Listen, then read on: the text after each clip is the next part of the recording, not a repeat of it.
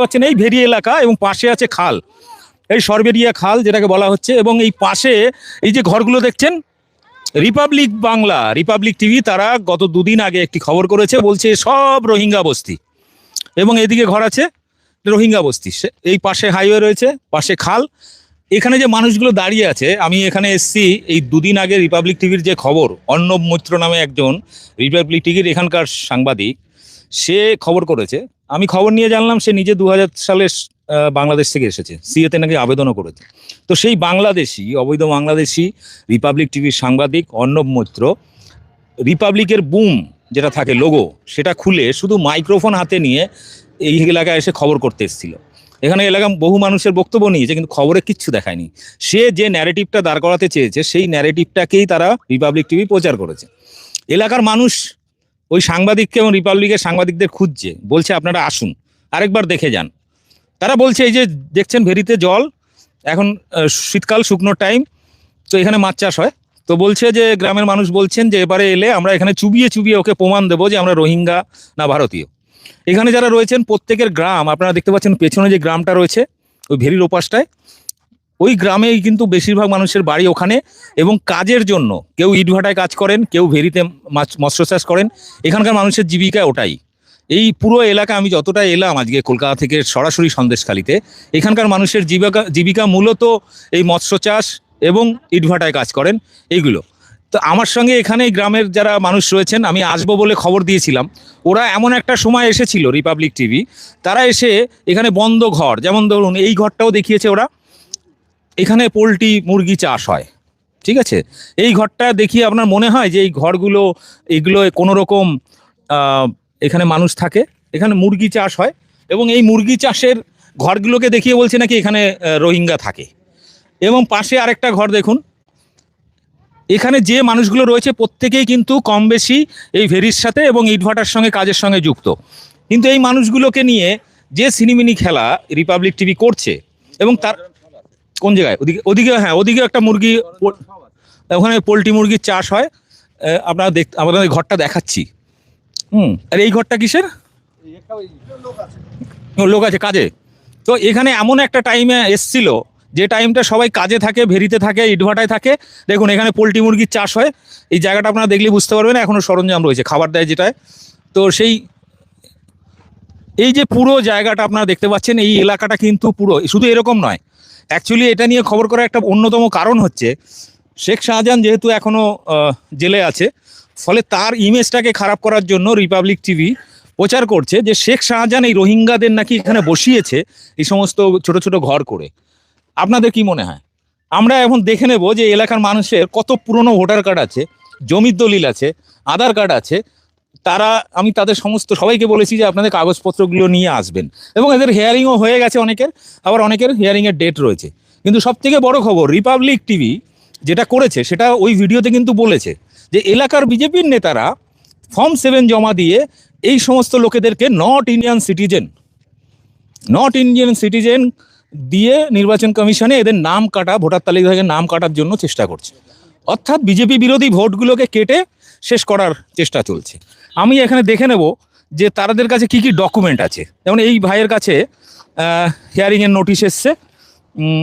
এখানে বলছে যে আপনার বাবা অন্য আরও 6 জন, আপনার বাবাকে অন্য আরও 6 জন বাবা হিসেবে দাবি করে যাচ্ছে। আপনার কাছে কটা ভাই বোন? আমার 6 ভাই বোন। আপনারা 6 জন আছেন, তা বলছে আরও 6 জন নাকি করেছে। আপনার আছে প্যান কার্ড এবং আধার কার্ড, ভোটার কার্ড, এই পুরনো ভোটার কার্ড, অনেক পুরনো আধার কার্ড আছে, আধার কার্ড রয়েছে, বাবার ডেথ সার্টিফিকেট আছে, মা বাবার ডেথ সার্টিফিকেট রয়েছে, ঠিক আছে। তো এটা কবে মারা গেছিলেন? 17-তে, যাই হোক 17-তে। তো এখানে সব কিছু আছে। এখানে আরও বহু মানুষ রয়েছেন, তাদের এই যে পুরনো ভোটার কার্ড আপনি দেখলে বুঝতে পারবেন, ঠিক আছে। কি জানো, সাইফুদ্দিন মীর। তো এই যে মেঘখালীর দ্বিতীয় অংশ, মেঘখালী বলতে ওই সামনে গ্রামটা। তো আপনারা এখানে থাকেন কেন? আমার বাপ মা সেইভাবে জায়গা জমি নেই, ঠিক আছে, সেই কারণে আমরা এখানে এসে উঠে বসি। আপনারা কোথায় কাজ করেন? এই সব ঘেরি সব করি আমরা। ওকে। এবারে এখানে অনেকে আছেন যাদের, হ্যাঁ, অর্থাৎ বাড়িতে দেখুন এখানে আছে আকবর আলী, বহু পুরনো, 77-এ জন্ম। আধার কার্ড, ভোটার কার্ড। আমি একটা জিনিস বুঝি, জমির দলিল আছে আমার কাছে, এই জমির দলিল রয়েছে, দেখুন বহু পুরনো জমির দলিল, 1975 সালের দলিল। 75 সালের দলিল। এদেরকে বলছে রোহিঙ্গা, বাংলাদেশি, মানে মানুষ কিন্তু ক্ষেপে আছে। আচ্ছা, রিপাবলিকের সাংবাদিক যদি আসে আবার, এইভাবে সাংবাদিককে আমরা চাচ্ছি আরেকবার আসুক, ওনারা আসলে এই যে এই ঘেরের জলে আছে, ভেড়ির জলে এনে চুবিয়ে দেবো, একটু চুবিয়ে আমরা দেখাবো যে ওটা কিভাবে খবরটা প্রচার করতে হয় মানুষকে।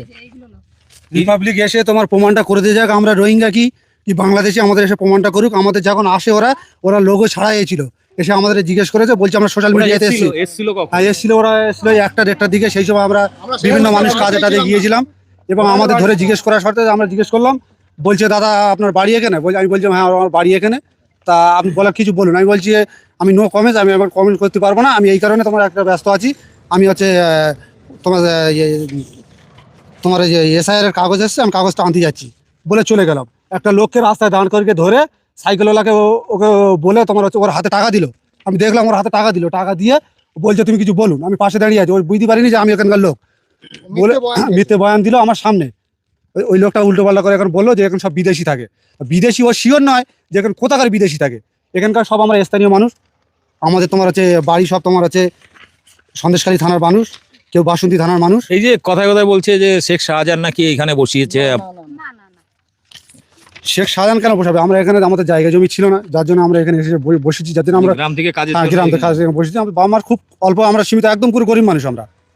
হ্যাঁ আপনাদের একটা জিনিস আমি বলে দিই, এর আগে যখন নিউ টাউন এবং সল্টলেকে সেন্ট্রাল পার্কে যেখানে যেখানে রোহিঙ্গা বস্তি খালি হয়ে গেছে, একটা জিনিস খেয়াল করবেন, রিপাবলিক টিভি কিন্তু বারবার এমন সময় যায় দুপুরবেলা 1টা-1:30 নাগাদ, যখন কাজের জন্য পুরুষরা বাইরে থাকে বা মহিলারাও কাজে চলে যায়, সেই ফাঁকা ঘরগুলো দেখিয়ে তারা বোঝানোর চেষ্টা করে যে সব রোহিঙ্গা এসআইআর শুরু হতে পালিয়ে গেছে, নাম কেটে গেছে, পালিয়ে গেছে। আপনাদের দেখাবো, এদিকে আসুন। এখানে যে ঘরগুলো দেখানো হয়েছিল, এখানে আরেকটা ঘর দেখানো হয়েছিল, তো এই যে ঘরগুলো দেখছেন, এখানে মোটামুটি এই যারা এখানকার যারা বসবাস করছেন সবই কিন্তু এই পাশে জাস্ট ভেরির ওপারে যে গ্রামটা, ওই গ্রামের মানুষ, এবং তারা কাজের জন্য এখানে থাকেন ভেরির কাছাকাছি। এবং আপনাদের আমি এটাও দেখিয়েছিলাম যে সল্টলেক নিউ টাউনে যে সমস্ত বস্তিগুলো রয়েছে, সেই বস্তিতে বিভিন্ন জেলার যারা জেলার যে সমস্ত মানুষ রয়েছেন, খেটে খাওয়া মানুষ, তারা কলকাতায় থাকেন এবং কেউ রাস্তার কাজ করছেন, পৌরসভার কেউ নর্দমার কাজ করছেন, অনেকে কাগজ কুড়ান, অনেকে অনেক বাউর বাড়িতে ঝিগিরি করেন, এরকম ধরনের আমি এর আগের ভিডিওগুলোতেও দেখিয়েছি। এই যে ঘরগুলো দেখছেন, এখানে অনেকেই কিন্তু কাজে চলে গেছে এখন। ঠিক আছে, এই ঘরটা কার? এখানে এই যে বাইরে থেকে দেখুন, এখানে গরিব মানুষ, তারা এইভাবে থাকেন। ঠিক আছে, এই দেখুন কিভাবে থাকে মানুষ এখানে, এরকম জাস্ট। এদের কিন্তু সবারই বাড়ি আছে, কিন্তু কাজের জন্য এই মানুষগুলো কিন্তু এখানে থাকেন। এই ঘরগুলো দুপুরবেলা বন্ধ ছিল, সেই টাইমে এসে তারা দেখাচ্ছে যে এইগুলো নাকি রোহিঙ্গা, সব পালিয়ে গেছে, এসআইআর হয়েছে, এটা ভাটায় গেছে, সব ইট ভাটায় কাজে চলে গেছে সকালবেলায়। এটা মুরগির ঘর, এটাকেও ঘর বানিয়ে দিয়েছিল, এটাও এখানে মুরগি চাষ হয়, দেখতেই পাচ্ছেন, নেট দিয়ে ঘেরা। ঠিক আছে, নেট দিয়ে ঘেরা, এবং এখানে মুরগি চাষ হয়। এরকম মানুষ তার জীবিকার প্রয়োজনে এক জায়গা থেকে আরেক জায়গায় যখন বসবাস করছেন, সেই মানুষগুলোকে বলা হচ্ছে রোহিঙ্গা, বাংলাদেশি, অনুপ্রবেশকারী ইত্যাদি। এখানে প্রত্যেকটা ঘরেই কিন্তু ঠিক এরকমই, এখানকার মানুষগুলো ইটভাটায় কাজ করছেন, ভেরিতে কাজ করছেন, মৎস্যচাষ করছেন। এই মানুষগুলোকে নিয়ে যে ছেলে খেলা বিজেপি, আরএসএস এবং তাদের গদি মিডিয়া করছে, বিশেষ করে রিপাবলিক টিভি। কোন ঘরটা? সামনের ঘরটা, সামনের ঘরটা আমরা একটু দেখি। এই ঘরটা পাশের ঘরটা, ওটা কার ঘর? ও, তো ভাটায়, ইট ভাটায় কাজ করতে গেছেন, এটা আপনার ঘর? ও, এই যে এই হচ্ছে এনার ঘর, এখানে থাকেন। ঠিক আছে, দেখুন, আপনাদের কি দেখে মনে হয় যে এখানে কোনো রোহিঙ্গা থাকে? প্রত্যেকেই বাঙালি, বাংলার মানুষ, এবং এখানকারই তারা চাষাভুষা মানুষ। তারা ভেরিতে কাজ করেন, ইটভাটায় কাজ করেন, কৃষি কাজ করেন, এবং এনার কাছে 65 সালের জমির দলিল রয়েছে এনার কাছে। ঠিক আছে, 65 সালের জমির দলিল রয়েছে। তারপরে এই মানুষগুলোকে এই রিপাবলিক টিভি নোংরামি করে, মিথ্যা প্রচার করে, বাংলার মানুষকে একটা মানে মিথ্যা বার্তা দিয়ে একটা রাজনৈতিক চক্রান্ত চালিয়ে যাচ্ছে এবং ভোট কাটার একটা অজুহাত সেটাকে জাস্টিফাই করার চেষ্টা করছেন। এটাই গরু থাকতো আগে। এই তো এখানে এখানে তো বিছেলি পড়ে আছে এখানে, এই দেখুন এখানে গরু থাকে। এখানে ধুলো বালি সব কিছু আছে, ঠিক আছে, এখানে কেউ বাসও করে না, ধুলো বালি সব ছড়িয়ে ছিটে আছে, কোনো ওয়ে নেই, অস্তিত্ব নেই। ঠিক আছে। তো এই সমস্ত জায়গা দেখিয়ে এখানে কিন্তু প্রত্যেকটা ঘরের লোক রয়েছে এবং তারা এখানে যারা রয়েছেন প্রত্যেকের ঘর রয়েছে এবং এই ঘরগুলোর প্রত্যেকে কিন্তু কাজে ব্যস্ত। আজকে আমরা আসবো বলে অনেকেই কিন্তু কাজ ছেড়ে চলে এসেছেন এই বিষয়টা সামনে তুলে ধরার জন্য। ভেরি থেকে চলে এসে আমি দেখানোর জন্য কাগজপত্র যে আজকে ওনারা এসছেন, আমি এটা দেখাবো, জমি দলিল আছে আমার সব কিছু ডকুমেন্টস আছে, আরও ডকুমেন্টস আছে আমার কাছে। সব থেকে বড় কথা, আমরা ইন্ডিয়ান সিটিজেন হয়ে আমাদের রোহিঙ্গা বানিয়ে দিচ্ছে। সব থেকে বড় দুঃখের কথা, এর থেকে দুঃখের কথা আর কোনোটা হয় না। আমরা ইন্ডিয়ান হয়ে আমরা আজকে আমাদের তকমা লাগিয়ে দিচ্ছে আমরা রোহিঙ্গা। যার জন্য বলছি যে বিজেপির যেসব দালালরা বলেছে তারা এসে এখানে ভেরিফাই করে যাক আমরা এখানে রোহিঙ্গা আছে কি। আর শুভেন্দু অধিকারী যে বলতে যাচ্ছে 1.5 কোটি 2 কোটি যে মুসলমানের নাম কেটে দেবো, সেই তার চক্রান্ত এইটা করা হচ্ছে। আমার মনে হচ্ছে, এটা আমার মন বলছে, তার চক্রান্ত এটা করা হচ্ছে একদম। তো দর্শক আপনাদেরকে আমি একটা জিনিস বলি, এর আগে যতগুলো জায়গায় বিজেপি এই দালাল, বিজেপি আরএসএস এর দালাল চ্যানেল, রিপাবলিক টিভি, সে নিউ টাউন হোক, সল্টলেক হোক বা অন্যান্য গ্রামগঞ্জে, এবং রিসেন্ট হাওড়াতেও সেম কেস করে এসছে, এলাকার মানুষ কিন্তু খুঁজছে আপনাদেরকে মিষ্টি খাওয়ানোর জন্য ডাকছে রিপাবলিক বাংলাকে। আর এই অর্ণব মৈত্র বলে যে একটা ভ্যাইস নাকি যেন মহিষ এখানে খবর করতে এসেছিল, তাকে তো স্পেশালি এখানকার মানুষ বলেছে বিরিয়ানি খাওয়াবে, মিথুনের বা মাছের যাই হতে পারে, তো তাদেরকে আসতে বলেছে। তো আমি অর্ণবকে অনুরোধ করবো, ভাই একবার একটু ঘুরে যাও, এদের কাগজপত্রগুলো দেখে যাও। তোমরা যখন খবর করতে আসো এলাকার মানুষের কাগজ দেখো না কেন? আমি যে কটা বস্তিতে খবর করেছি এর আগে, এই একই ধরনের ন্যারেটিভ তোমরা যে নোংরামিটা করেছো ভাই, প্রত্যেকটা জায়গায় কিন্তু আমি কাগজ গিয়ে খুঁজে বের করেছি। এবং আমার মনে আছে নিউ টাউনে একটা জায়গায় পাড়ায় ঢুকেছিলাম, ঘুনি বস্তি, যেটাকে বাংলাদেশি বস্তি হিসাবে খাড়া করেছিল, সেই বস্তিতে গিয়ে দেখিয়েছিলাম 1932 সালের জমির দলিল দেখিয়েছিলাম। এবং ওই এলাকার যে বস্তি গড়ে উঠেছে, এদের বেশিরভাগ জমি নিউ টাউন যখন তৈরি হয় তাদের জমি অধিগ্রহণ করে, এবং তার ফলে কি হয়েছে, এলাকার ছোট ছোট যারা কৃষক চাষি যাদের জমি নিউ টাউনের মধ্যে পড়ে গেছে, অথরিটি নিয়ে নিয়েছে, সেই সময় যাদের জমি এই এলাকাগুলোতে ছিল পাড়ার মধ্যে, তারা ছোট ছোট ঘর করে দিয়েছে সেই মানুষগুলোকে থাকার জন্য। আর সেই বস্তি করে ওঠাতে সেই বস্তিকে বলা হচ্ছিল রোহিঙ্গা বস্তি, বাংলাদেশি বস্তি। কিন্তু আমি ওখানে গিয়ে দেখেছিলাম যে যার জমির মালিক তার 1936 সালে জমির দলিল রয়েছে এবং পুরো পাড়াটাই তার বাপ ঠাকুরদার জমি। এবং ওখানে যারা রয়েছেন, যারা জমি নিউ টাউন অথরিটিকে দিয়েছিলেন তৈরি করার সময়, সেই নিউ টাউন অথরিটির জমির কাগজ রয়েছে, তার বাপ ঠাকুরদার পুরনো দলিল রয়েছে, যে জমিটা এখন নিউ টাউন নিয়ে নিয়েছে। তো একের পর এক এরকম একের পর এক মিথ্যা খবর রিপাবলিক টিভি করছে। আমি জনসাধারণের কাছে অনুরোধ করব, কোথাও যদি রিপাবলিক টিভির সাংবাদিকদের দেখেন এবং কোথাও যদি ফর্ম 7 দিয়ে আপনার অজান্তে বিজেপির নেতারা কর্মীরা যদি আপনার ভোটার তালিকা থেকে নাম কেটে দেয়, তাহলে ওই এলাকার ওই রিপাবলিক টিভির হোক বা বিজেপি নেতাকর্মী হোক, তাদের বাড়ি এখন থেকে চিহ্নিত করে রাখুন। এবং 14 তারিখের পর যদি দেখা যায় যে আপনার হিয়ারিং হয়ে গেছে, সব কিছু মিটে গেছে, আপনার এসআর তালিকায় নাম রয়েছে, সব কিছু হয়ে গেছে, তারপরেও যদি দেখা যায় ফাইনাল লিস্টে আপনার নামটা কোন অজানা কারণে নামটা কেটে দেওয়া হয়েছে, তাহলে আপনার এলাকার বিজেপি নেতা কর্মী কিংবা এই রিপাবলিকের মতো এই দালাল চ্যানেলের প্রতিনিধি যারা থাকবে বা সাংবাদিক যদি পান, তাদেরকে মোটামুটি এখনই নজরে রাখুন। এবং 14 তারিখের পরে একটা ভয়ানক খেলা হবে, কারণ বাংলার মানুষ কিন্তু অলরেডি ক্ষেপে আছে। কারণ আপনার ভোটাধিকার, আপনার নাগরিকত্ব কেড়ে নেওয়ার অধিকার কোনো সাংবাদিকের নেই, কোনো বিজেপি নেতার নেই। আপনার ভোটাধিকার, আপনার ভোটে কিন্তু নেতা মন্ত্রী হয়, এমএলএ এমপি হয়। তো তার মধ্যে যদি কোনো ভোটের কোনো পার্টির একজন রাজনৈতিক নেতাকর্মী আপনার যদি ভোটাধিকার কেড়ে নেয়, আপনার নাগরিকত্ব কেড়ে নেয়, তো আত্মরক্ষার জন্য এই ভেরিতে তাকে চোবানোর অধিকারও আপনার আছে।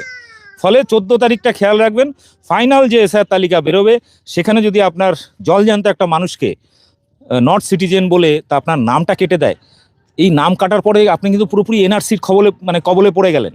এবং তখন আপনার কিন্তু ভিটে মাটি সব বিক্রি করেও আপনার নাগরিকত্ব প্রমাণ করতে পারবেন না। আসামের অভিজ্ঞতায় আমরা দেখেছি, আসামে 12-14 লক্ষ শুধু হিন্দু বাঙালির নাম কেটেছে, তাদের ভোটার কার্ড, আধার কার্ড সব বন্ধ, 2016 থেকে এখনো পর্যন্ত প্রায় 10 বছর হয়ে গেছে। সেকেন্ড টার্মে যখন আসামে এনআরসি হয় 19 সালে, 19 থেকে এরকম 6 বছর হয়ে গেছে, এখনো পর্যন্ত সেই মানুষগুলোর হিন্দু বাঙালি আসামের 12-14 লক্ষ, তাদের কিন্তু এখনো না ভোটার কার্ড চালু হয়েছে না আধার কার্ড, এবং তারা ব্যাংক অ্যাকাউন্ট ফ্রিজ হয়ে গেছে, তাদের মোবাইল কানেকশন নিতে পারে না, কোনো অফিসে বা কোনো কিছু চাকরিতে অ্যাপ্লাই করতে পারে না। অর্থাৎ এমন একটা দেশে আমরা বসবাস করছি, এমন একটা সরকার এই মুহূর্তে কেন্দ্রে রয়েছে যারা নিজের দেশের নাগরিককে বিদেশি তকমা দিয়ে হয়রানি করে মারছে, তাদের নাগরিকত্ব কেড়ে নিচ্ছে, ভোটাধিকার কেড়ে নিচ্ছে। আমরা এরকম সরকার চাইনি। তো ফলে প্রত্যেকের নাগরিকত্ব, প্রত্যেকের ভোটাধিকার, এবং আপনি যে একটা মানুষ, আপনি যে এই দেশের নাগরিক, এই অধিকার যদি আপনাকে প্রতিষ্ঠিত করতে হয় তাহলে আপনাকে কিন্তু রুখে দাঁড়াতে হবে। কারণ একটা 5 বছরের আপনার ভোটে নির্বাচিত সরকার আপনার ভোটাধিকার কেড়ে নেবে, এই ক্ষমতা কিন্তু কোনো সরকারকেই দেওয়া হয়নি। যাই হোক, প্রত্যেকে অনুরোধ করব এই ভিডিওটা বেশি বেশি করে শেয়ার করবেন, যাতে রিপাবলিক টিভির এবং বিজেপির ষড়যন্ত্রটা বাংলার মানুষ জানতে পারে। কারণ রিপাবলিক টিভি তাদের বড় মিডিয়া হাউস, তারা বিভিন্নভাবে সোশ্যাল মিডিয়ার মাধ্যমে এই খবরগুলো প্রচার করছে, এখানে বাংলাদেশি, এখানে রোহিঙ্গা, এখানে এটা, এই বিষয়টাকে মানে কাটানোর জন্য পাল্টা আমাদের এই সত্যি খবরটা, এটা কিন্তু আপনাদেরকে শেয়ার করতে হবে। এই মুহূর্তে সন্দেশখালী থেকে এই একদম লাইভ ভিডিও আমি এই কারণেই করি, যাতে আপনি সরাসরি জানতে পারেন, কোনো এডিটেড নয়, এটা পুরো লাইভ করছি এই কারণেই, যাতে একদম সরাসরি মানুষের সঙ্গে কথা বলা যায়, এলাকাটা দেখানো যায়। ধন্যবাদ, ভালো থাকবেন, ভিডিওটি ব্যাপক শেয়ার করবেন।